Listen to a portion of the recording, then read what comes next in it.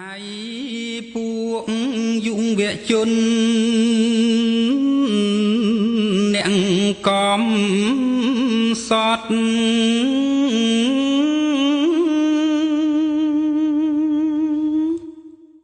បើកុំ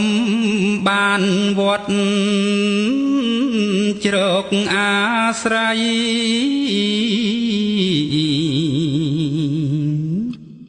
សំអ្នកនឹងឥតមានដំឡៃយប់ថ្ងៃហួងទៅឥតប្រយោជន៍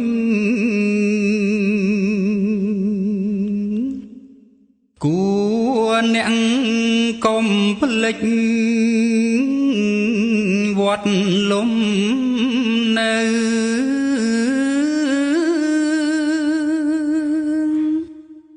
ទួងអ្នកចេញទៅឆ្ងាយស្រឡោចគួរដឹងគុណវត្តកុំបងហោ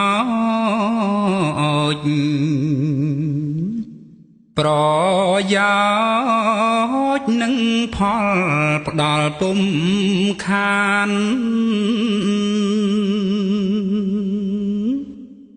បើមានគេសួរពីការរៀនចំណេះរបៀនទាំងប៉ុន្មានអ្នកកុំនិយាយបងវែងដានត្រូវប្រាប់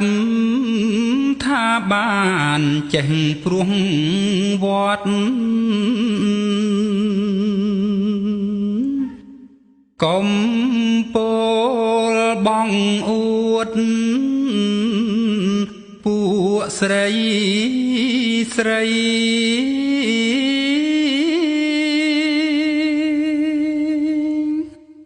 ត្រូវស្ដី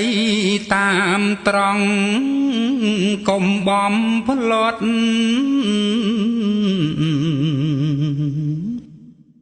បំផ្លែងបំភ្លើងបំភ្លេចវត្តក្រែងទងទាញតតឲ្យវិញនេះបាយវត្តជាភោជមានប្រ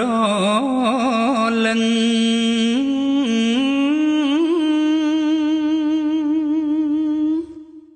គួរនឹករំពឹងកុំទីងទាំងនាមើនមន្ត្រីមកពីរះគឺរះឡើងទៅជាមន្